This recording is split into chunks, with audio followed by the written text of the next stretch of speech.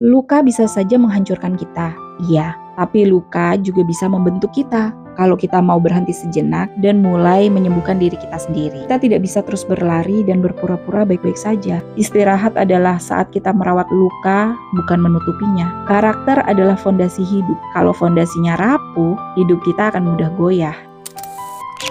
Ada satu hal penting yang seringkali kita lupa setelah melewati banyaknya luka. Kita butuh waktu untuk membangun karakter yang baru. Karakter yang gak membuat kita jatuh pada hal yang sama lagi. Luka bisa saja menghancurkan kita, iya, tapi luka juga bisa membentuk kita. Kalau kita mau berhenti sejenak dan mulai menyembuhkan diri kita sendiri.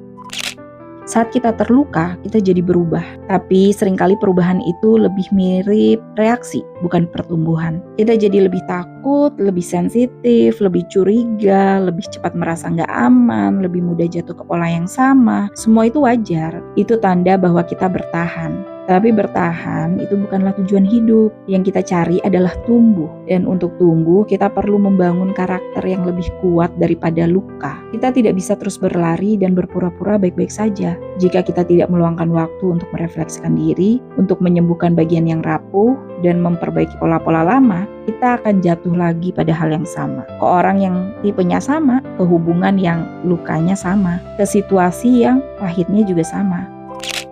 Istirahat bukan berarti berhenti. Istirahat adalah proses menyusun ulang hati dan pikiran kita. Istirahat adalah saat kita merawat luka, bukan menutupinya. Ketika kita meluangkan waktu untuk diri kita sendiri, kita sedang berkata, aku layak untuk pulih, aku layak untuk menjadi lebih kuat. Karakter adalah fondasi hidup. Kalau fondasinya rapuh, hidup kita akan mudah goyah. Setelah luka, penting untuk membangun karakter yang lebih tegas, yang tahu kapan berkata tidak, karakter yang punya batas sehat, yang tidak membiarkan orang melewati garis seenaknya. Karakter yang lebih memilih untuk bijak, yang tidak lagi memberi ruang untuk hal-hal yang menyakiti. Karakter yang lebih kuat secara emosional, yang tidak mudah runtuh oleh omongan atau perlakuan orang lain. Karakter yang mengenal diri sendiri, karena seseorang yang mengenal dirinya gak mudah dipengaruhi oleh dunia luar.